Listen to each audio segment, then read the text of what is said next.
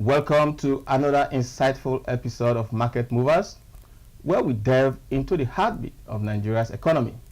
Today, we want to peer into the bold move that is steaming the pot in the financial sector. You must have heard that the Nigerian government has announced plans to channel a staggering 20 trillion naira from pension funds into infrastructure development. This policy has ignited a fiery debate across the nation, with critics voicing concerns over the legality and the potential risk to retiree savings. Meanwhile, Finance Minister Wale Edu stands firm, advocating this strategy as a key to unlocking development funds. As we navigate through these turbulent waters at this time, we have our guest analyst in the studio to help us understand and dissect the business and economic implications of such a monumental policy shift. We also have Madema Owo, our product analyst, in the studio to share with us on the zonal markets and product review that she has for us from the States. Stay tuned as we explore whether this plan by the Finance Minister could be the cornerstone of growth or a gamble with the future of our retirees. We'll be right back after the news roundup. Don't go anywhere. Thank you for staying with us on Market Movers on this beautiful day. I have Madema Ogo in the studio to share with us her product of the day that she has brought back from across the states. Madema, what do you have for us? Thank you very much. Thank you for having me, Mr. Osai. We have two critical products anyways, and today's show we're going to spotlight on the states, which has produced several products such as materials and all of that. However, Nasarawa State has recently made headlines with its unprecedented success in the agricultural sector. Known for its diverse crop production, the state has achieved a significant milestone in the cultivation of rice, maize, and yam. Our review of the state's agricultural performance is intended to highlight the factors that contribute to this success and the potential impact on their economy and food security. Design and performance, yes, it will interest you to know that the state's agricultural design revolves around vast rice fields and advanced irrigation systems, which have been instrumental in supporting year-round production. Nasarawa State has made significant strides in agriculture. The state's agricultural development program has been instrumental in increasing productivity and improving the living standards of small-scale farmers. With a total land area of 27,118 kilometers and an estimated 180,433 farming families, the program focuses on unified agricultural extension services to boost production. The inauguration of the 1,200 hectares Pandagric Novum Farm, with an investment of over 10 billion naira, is a testament to the state's ambition to become an agricultural hub. This large-scale project aims to enhance Nigeria's protein consumption per capita and diversify their economy. Additionally, the establishment of Africa's largest rice mill by Olam Nigeria Limited in Nasarawa, with a capacity to produce 36,000 metric tons of mild rice per annum, showcases the state's growing production capabilities. Furthermore, initiatives like distributing farm inputs to over 8,200 farmers are set to boost food production, indicating a proactive approach to scaling up the state's agricultural output. The performance of the sector is evident in the record-breaking yields reported by the Ministry of Agriculture. The adoption of modern farming techniques has played a crucial role, demonstrating the effectiveness of innovation in traditional practices. The increased production has direct usability for the state's food security, providing a surplus that can be utilized within and beyond Nasarawa's borders. The government's, however, initiatives to support farmers with resources and training have made it easier for them to improve their practices and increase their output. Investing in Nasarawa's agricultural sector has proven to be a great value. The boost in production has not only improved the state's economy but also promises a return on investment through the potential sale of surplus crops in other markets. Now let's talk about the advantages of this production in this state and the effect to our economy as a whole. We're talking about the significant in-crop yields and also the modern farming techniques leading to higher productivity. Okay. You know, the advantages of this also could help the economy get more Economy of the state. exactly get more expanded to productions. Also, the positive impact on the state's economy and food security. It's something. So what are the cons, that you see from, this massive project? I'm interested, hearing that the state is investing over 10 billion naira. You know, the need for continuous investment to sustain this growth is actually very inevitable, very important. Yes. So therefore, the dependence on government support for resources and training, is actually very critical. much very critical. So in conclusion, Nasarawa State's agricultural sector is a prime example of how investment in innovation and support can lead to remarkable outcomes. The record production results are a testament to the state's commitment to growth and development with sustained efforts. Nasarawa has the potential to become a leading agricultural hub, offering substantial benefits to its residents and contributing to national food security. And that is, so because in the last edition of this show, we had Dr. Godfrey, who shared with us the fact that inflation, food inflation, is above 41%.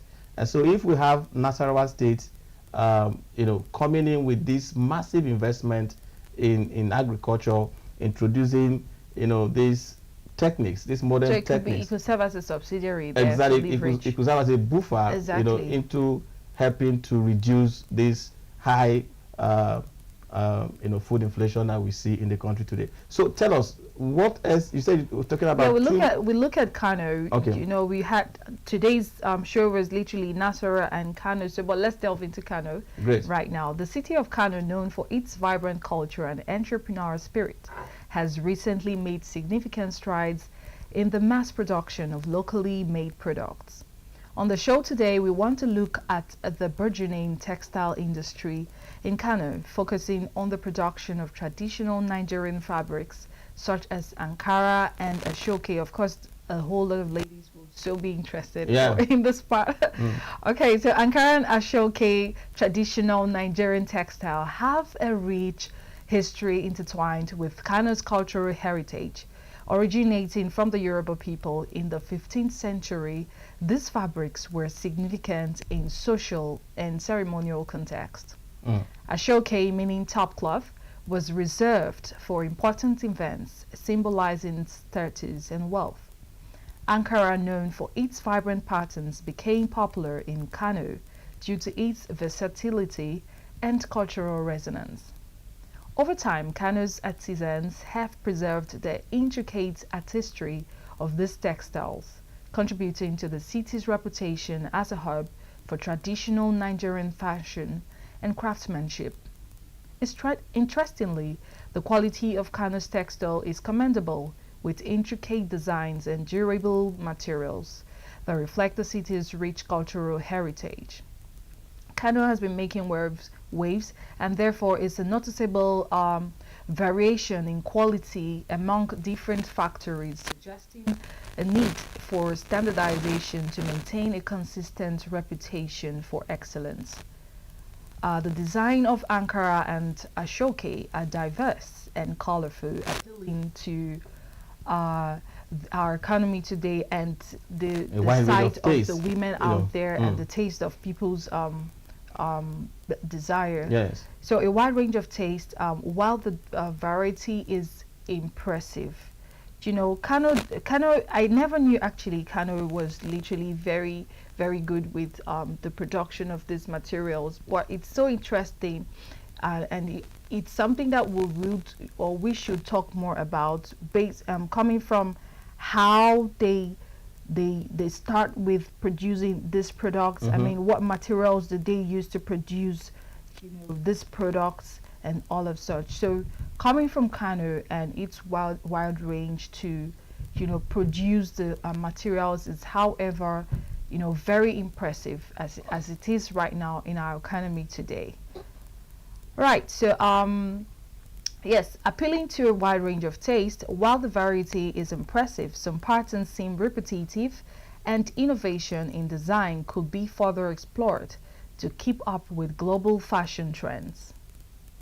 There is limited and sustainable and ethical practices information on the sustainability and ethical practices to these factories. As consumers become more environmentally cautious, transparency in production processes and labor conditions will be crucial for maintaining the cost of production, consumer trust, and loyalty. Now let's talk about the market penetration and export potential of these fabrics. Exactly. The local market's demand for these fabrics has been met with enthusiasm, and the successful export to international markets is a strong indicator of Kano's potential as a textile hub. However, the competition on the global stage is fierce, and strategic marketing efforts are needed to establish a stronger presence, price point, and accessibility.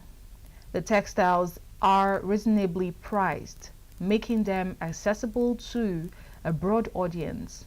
Nonetheless, the pricing strategy must balance affordability with fair compensation for the artisans and workers involved in the production process. However, or invariably, the importance or advantage of the production of these materials requires high quality materials and craftsmanship needed. Also, a wide variety of designs to be adhered, and a successful domestic and international market penetration expansion. And we look at the disadvantages of this production in our economy today. The inconsistency in quality across different producers. Of course, talking about low quality production it's a paramount information or a paramount advice that should be passed across to exactly to that the marketers factories. should be aware about. So the lack of transparency in sustainability and ethical practices, need for more innovative designs to compete globally. For I think that is something that is very critical in this age and time. We are talking about increasing or diversifying our economy. I'm interested in hearing that the meaning for Asoke is top cloth. Top cloth, I know, right? Yeah, and for me that sense is a brand communication, somewhat a brand communication, knowing that our production, our material, has been given that name as the top cloth. As the top cloth, therefore adding more advanced, more diversity to our culture display, our cultural display, exactly, both in and outside of the country. Yeah. So in conclusion, Kano's textile industry is on a promising trajectory with the mass production of producing Ankara and Ashoke fabrics, showcasing the city's capacity for economic growth and self-sufficiency. While there are areas for improvement, particularly in quality control and ethical transparency, the industry's achievements thus far are worthy to recognition. With strategic enhancements, Kano has the potential to become a global leader in traditional Nigerian textile. Wonderful. That is a beautiful presentation, Madema. And it might interest you to know that over 20 trillion naira pension funds, Yeah, you know, we'll be will be looking needed. into that. Okay. We'll be looking into that in the next segment to see whether this injection of this capital into the Nigerian economy will have some part of them injected into the fabric We'll have industry, some the textile influence there. industry, Yeah. just like you have posited that Kano have the potential to become the textile hub of the continent. So there are a lot of potential in diversifying the economy. But in the next segment, we'll be looking deeply into the government's proclamation or policy that they will be taking about 20 trillion naira of pensioners' funds to invest in infrastructure. I'll be having my guests, Steve Nwachuku, joining us virtually, and Oloyede Adeola, a pension management consultant, right here joining us in the studio. But that will be after this short break. Don't go anywhere. Thank you for remaining with us on Market Mover this beautiful day. I have with me in the studio Adeola Oloyede, a pension management consultant, joining us in the studio to look at the issue that has been raised by Nigerians with regards to the policy statement from the Minister of Finance on taking 20 trillion naira of pensioners' fund for the purposes of infrastructure development. We also have joining us virtually the in-house guest analyst in the person of Mr. Steve Nwachuku. Can I have Mr. Steve Nwachuku on the show now? Mr. Steve, can you hear me? All right. Can you hear I me? can hear you. Thanks for having me. Right. Thank you so much. So, gentlemen, Steve Oloyede, thank you for joining us this day to look at this very very important issue. So let me begin with you, Steve. Yes, can you help us to understand this policy that is being introduced by the Minister of Finance at this point in time? What is the rationale for the government, you know, taking the sum of 20 trillion naira out of the pensioners' fund? Okay, thank you so much for having me. Uh, you asked a question quite difficult. It's only perhaps those within the corridor of power or the minister himself can be able to give us well-detailed rationale. But I will attempt to perhaps give some assumptions why government is looking towards the pension fund uh, to actually fund most of their projects. Yes. One is that a government, this very government is money centric, is aggressive, looking for funds, and perhaps any singular idle funds, they are looking one way or the other to absorb it. Nothing is wrong to look for funds locally. Because if you're considering our debt to GDP or even our service, debt service to our revenue is somewhere around 95, 96%. So there is this concern too that government have overborrowed, government have perhaps extended much of these very funds in areas that are not having a good returns on investments. That's perhaps is my assumption of why they are looking towards this very end to raise some money to support their budget line items and also, like they claim, build the infrastructures that we need. Are they forbidden by any law of the Federation? I can't find any law. Pension Reform Act itself of 2014. There is no section of that very law that forbids the government from, having or getting some investment, perhaps through the bonds of bonds or those administrators investing in them. In section 80A of the Pension Act and B, it tells you clearly that yes, one of those critical areas that the administrators or pension fund administrators have to invest is the federal government board. So government, as it may, qualified to be an area where this money can be expended on. So the fears and the worries of Nigerians is just this very section or this aspect that you are looking at over 65% of pension fund the pension fund itself. Yes. I think is around 40 or thereabout 40 trillion. And you are looking to take more than half of that money. I think 37 or thereabout. You are taking more than half of that fund to invest in infrastructure. That is where the fears of Nigerians are. And having also in section 86B clearly stated that the essence of this very fund is to make sure labor investment administrators will apply these funds is for the safety and maintenance of fairness. So when you talk about safety, is government the best place to invest money on, given the trajectory and the pattern of investment that we witness federal government have been engaging, and how the prudency, efficiency in their spending, recklessness we have witnessed? Does it qualify, or does it qualify in this very safety we are talking about? Then the fairness and maintenance aspect of it is when you take more than 50% of pension fund and invest in a singular channel, which is a government bond or whatever government may be to absorb this very fund, does it really not wrong contrary to the of this very Pensions Reform Act of 2024. So I'm very sure that government will understand that this is too ambitious, looking at 20 trillion. Already, I know for sure that governments have been favored, or the pension administrators have actually, as we speak, expanded more than 4 to 5 trillion as we speak. Yeah.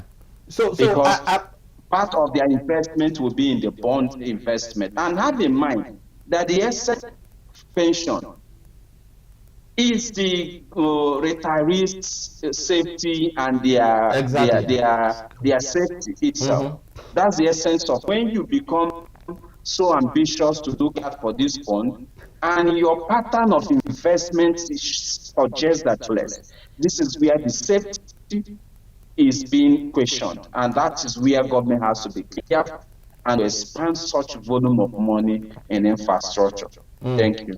Now I'm very, very motivated with what you have said. You seem to agree that there is no much concern for worry the government, based on the extant laws of our country, that the government have the capacity to take up such funds. But your argument is the volume or the size, the sheer size of what they are taking, which goes against the strategic policy of fund diversification for purposes of safety and security.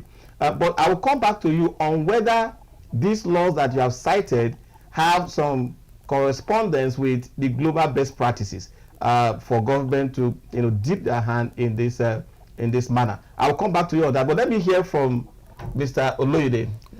What is your perspective on the rationale? Steve has given us his own version, which seems to kind of neither here nor there, but queries the size and the volume that the government is taking at this point in time. What is your perspective? Thank you for having me. I will not deliberate the issue of rationale. Okay. I just wanted to talk about that particular statement. For me, the statement made by the minister is rather unguarded. Okay. Unguarded to the point that we have a society in this country where to trust government is very difficult. Now, you just wait on air because you discover that it's fake, that you should have a social development, and the money is there. Not only pension money, we are talking about premium that pays for pension, that's added fund. So they are there. They want to use part of it too. But what we are talking about here is that the rationale for doing this is right. There's nothing wrong with that. That is to use it for development. Yeah. It's right, it's good. All over the world, it is done. And in fact, as of now, you I can assure you that government is already benefiting from it because they are already getting people buy into bonds, buy into school bonds that is funded by government and by other special purpose vehicles that are into infrastructure development. It's not all over the world. And we are also saying that it can be done in Nigeria. However, are we really sure that we are ready for it? That is the problem. The minister made that statement after the FEC meeting. He must have prepared the minds of Nigerians before you can make that statement. Because nobody will believe you that they are going to return the money. Or you use it judiciously for the project in which you are already stated you want to use it for. That's my own. Okay, so I'm going to come back to you on that same fear was raised by Steve. Steve, are you there? Yes, I'm with you. All right. So I'm saying that yes, our extant law provides for the ability of the government to take part of the pension fund, but like you have said, the share size of what they are taking, over 50% of the total volume of the pensioners fund is being targeted by this government. My question to you is, looking at global best practices, do you have any experience to share with us on whether there are countries like Oloide is mentioning that is done basically all across the world? Do you think that is the right position on this matter? Okay, thank you so much. Sometimes it's quite difficult when we want to use the international or global best practice, when we also know that the instant laws supersede the global best practice. Okay. Because what is in existence is what we work on. We are a constitutionally banned country. If the law says this, we have to follow through of that law. Yes, the best may be over there, but what is available? What does the law say? How does this government or how does their intention run contrary to this instant law? So that to limit whatever be my response on the instant law. Yes, we have best global practices that perhaps channel funds to maybe to grant, to infrastructure, to even entrepreneurs, whereby you can have access to those funds so that you can grow the economy, encourage businesses, than looking at these blue chip companies. But as ethics now, the Pension Reform Act is actually focusing on the safety of the fund. That's why they limited the investment areas. In fact, there are specifics to how much you can invest in the real estate. There are specific on the limit you can invest in equities and shares. There are specific on how much you can also do in money market instruments like the fixed deposit, treasury bills, and the rest. There are limits you can do. But in as much as those laws are there, like I said earlier, the primary function or the essence of these funds is the safety and security of the retiree. The pension itself, you can classify or define pension as safety or security of retiree. The savings the rich retirees have saved over years. Some have saved for 20 years, 5 years, 35 years, and thereabout. It is the safety of that fund and the security of that fund that is paramount. And that's why administrators are warned not to invest a certain percentage. In fact, as we speak, they don't spend up to 10% in the equity market, which is shares of quoted companies at the floor of Nigerian Stock Exchange. So they can expand to other, money market institutions. Even in the real estate, I think it's also a limit of around 7 to 8, 10% or thereabout. I'm not too certain of that real estate. So governments or those drafted the laws are quite conscious of that. So, like I said, there are other best world, international or global best practices that could be adopted, but based on the instant law or the provisions, so this is what the law says as we speak.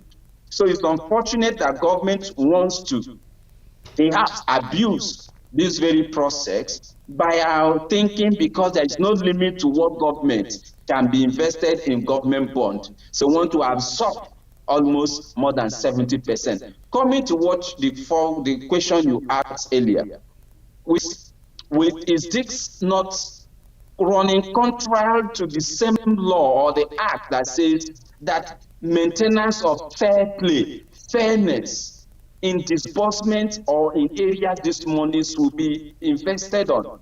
Will that not intrude, not affect the 10 or 8% that is meant to be invested in equities, shares quoted at the floor of Nigerian stock, or affect investments that we should go to money market instruments or real estate? So these are the questions should be facing Nigerians and be responding with positive responses. Nothing is wrong to be ambitious looking for money, but don't be too ambitious to the detriment of all the growth of other sectors. Thank you. Now, Steve, before I come back to Olode, you have given us a clear-eyed view on the percentages of the amount of funds that can be invested in the different sectors of the economy, that the pensioners fund can be invested in the different sectors of the economy. I want you to speak directly. Let us be very clear on this. Does this over 50%, can you hear me, Steve? Yes, I can hear you. Yeah. So does this over 50% that government is taking from this fund contravene the extant provisions of the Pension Act, which provided for the percentage of funds that can be invested in bonds, percentage of funds can be invested in infrastructure? Yes, your question is quite technical. It has to, we have to press some numbers to be able to know whether government have, and that is where I say government is trying to abuse the law or take advantage of the law, knowing that it will take time before we can be able to come to those assumptions or to do real details or data such yes, 50% or 20 trillion you want to take is not in excess or or whatever. So, but I know for sure they must have done their numbers. How you said the administrators start dishing numbers, telling us what auctions of the investment they have already. That as we administrators of funds have expanded more than 5 trillion in funding government. So if you are asking for additional 20 trillion, you must have run contrary to this act, given the fact that the act said there must be maintenance of fair play, fairness. So when you ask for 20 trillion, and the total fund is around 35 or 40 trillion. That's more than half of the entire fund. Like I said, is it a fresh 20 trillion or in addition of what has been expanded to you? Like I said, the Sukuk bond, like you mentioned, all of them, these pension administrators have expanded money already as we speak, more than 5 trillion as we speak. Invested already. So is the 20 trillion in addition, or is it a total fresh money you are looking from this area? What it simply means is government is trying to choke the system. What this thing also means is that the pension administrators will be forced to liquidate whatever investments they have in other areas. Start selling assets or selling properties, start liquidating shares they bought to meet this very obligation of 20 trillion. Because this money is not idle as we speak. They have all expanded it in one project or in one investment or the other. So I don't know, like you said, you asked about the rationale. Is this people within the corridor of power should be talking to us? What is the rationale forcing administrators to liquidate existing investment? Like I said, these monies are not idle. They are either in one bank as a fixed deposit or in a real estate investment that will need 10, 5, 15 years to recoup, or they are in shares, so in one company shares, or perhaps. Okay. Yeah, I'll come back to you on, because this has, in my thinking, it might have a ripple effect. So I'm going to come back to you on the risk and implications of this choking of the system, using your word. I'll come back to you to expatiate for it. But I want to go to Oloyede to share with us. You sounded very pessimistic, if I may use that word, in terms of government, assessing this fund on whether they will be able to, based on previous experiences, ensure the judicious use of these funds. What are your key fears, and what do you think that can be done to, galvanize Nigerians around this project? I want to really appreciate the concern that people have. This is what we do in Nigeria, where something comes up from government especially, and we are dealing with it, we are talking about it, and for us to be able to understand exactly what government wants to do, or other parts of our society. Now, I want to appreciate what he said about trying to strangulate the system, the pension fund administrators. I want to appreciate that. However, in my first statement, I said that statement was not properly made by the minister. If I'm before me, I will tell him like that. The reason is this: when you are talking to Nigerians about their legacy fund for them, there are concerns, because they don't trust government to do what is right. They don't trust government to be accountable, to have accountability and transparency. Now, he also mentioned about the regulatory framework. I want to tell you here, in one forum I've told you before, that as a pension I'm retired to, that I don't see how corruption can enter into this particular law for now. The same reason I will see a judge will concern government about 20 trillion to say that if government want to add 20 trillion to what they have already collected, the framework must be changed. Okay. The way we have the law now, there's no way anybody can give money to anybody. It's not going to work. You can't even do it. Or else people will go to court. The PFs cannot afford whatever. If they want to get money from anywhere for government, that's their own. But for this fund, it is not possible. The regulatory law does not allow you to pick 20 trillion anywhere. It can't work. It cannot even. It's not possible. It's the same thing that Steve is talking about. That except that the PFAs will have to begin to liquidate funds. They don't even have to liquidate. Okay. Because the legal framework that we have in the law, PRA 2014 as amended, and the regulatory statement by PENCOM on investment for pension fund investment does not allow you to even give money, just throw out money anyhow. It has been specific. Government bond, equity in blue chip companies, sukuk bonds, which are going to be added in the new regulation, because sukuk was there before. And I said earlier, government have been enjoying the sukuk bond.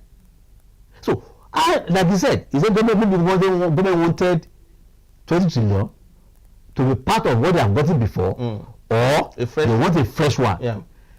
The way the law says now, that framework, government cannot get fresh 20 trillion.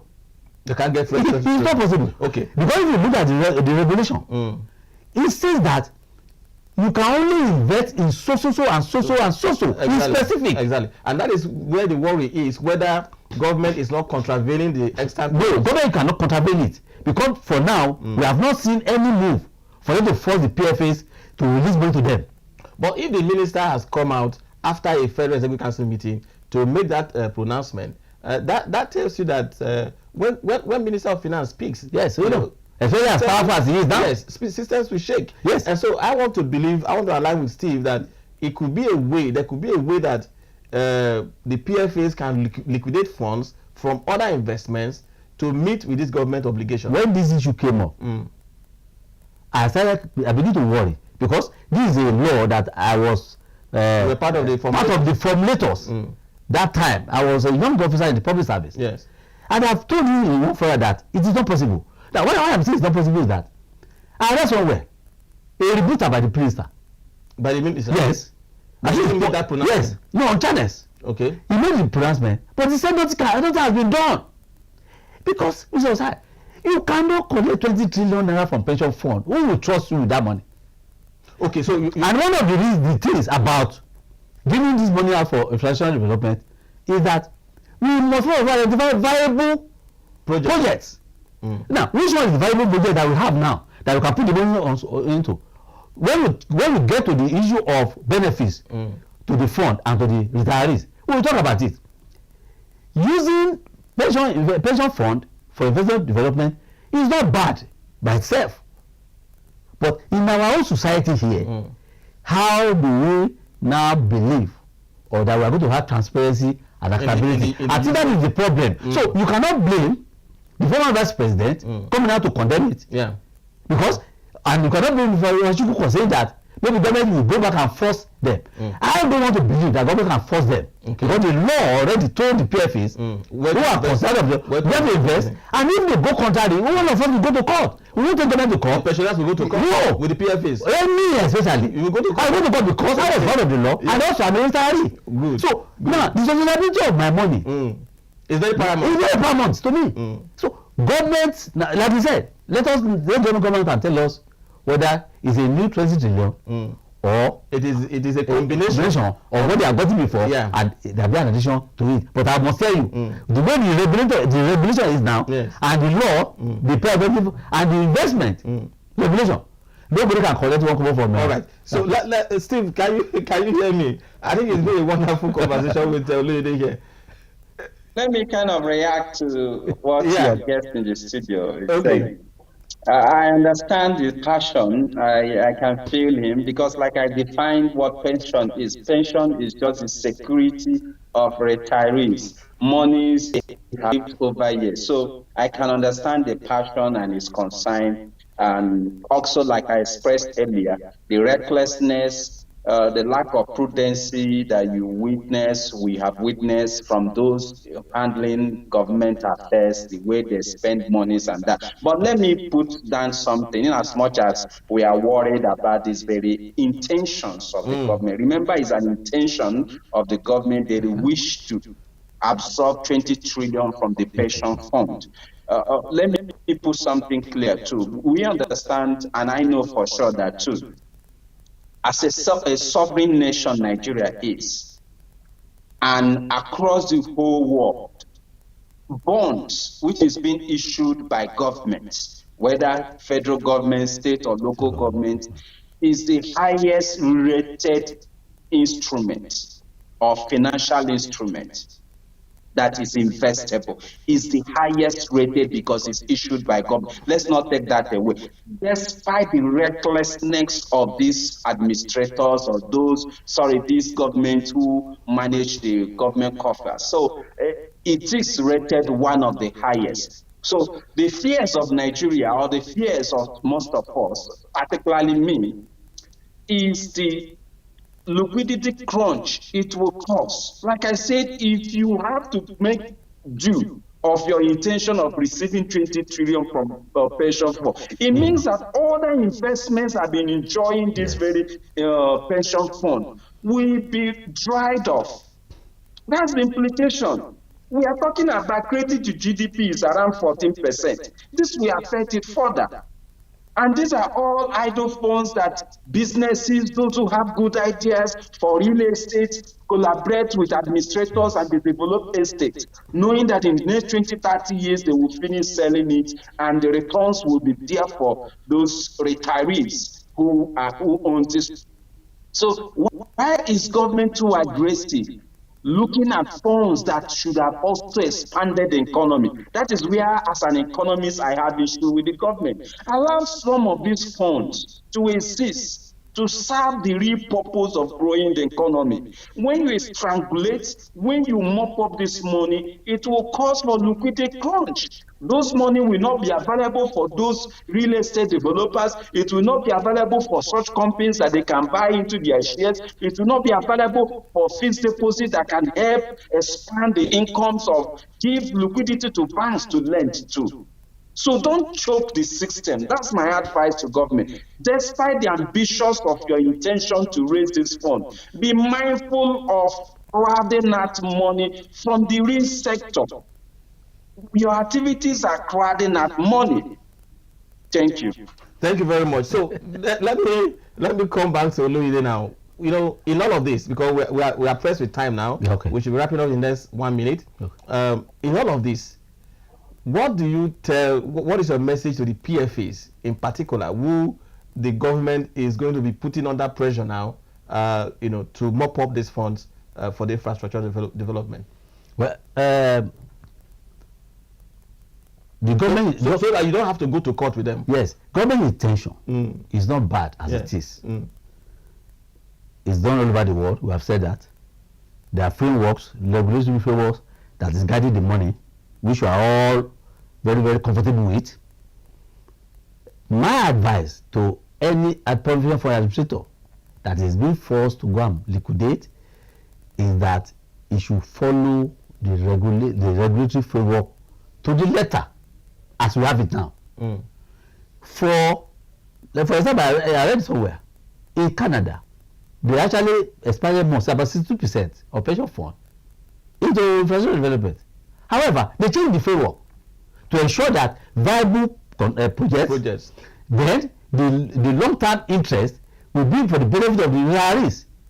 All of them are there. We need to, if we're going to even get to law or to even accept this money, then we have to change the law. And that law cannot be changed except we go to the National Assembly.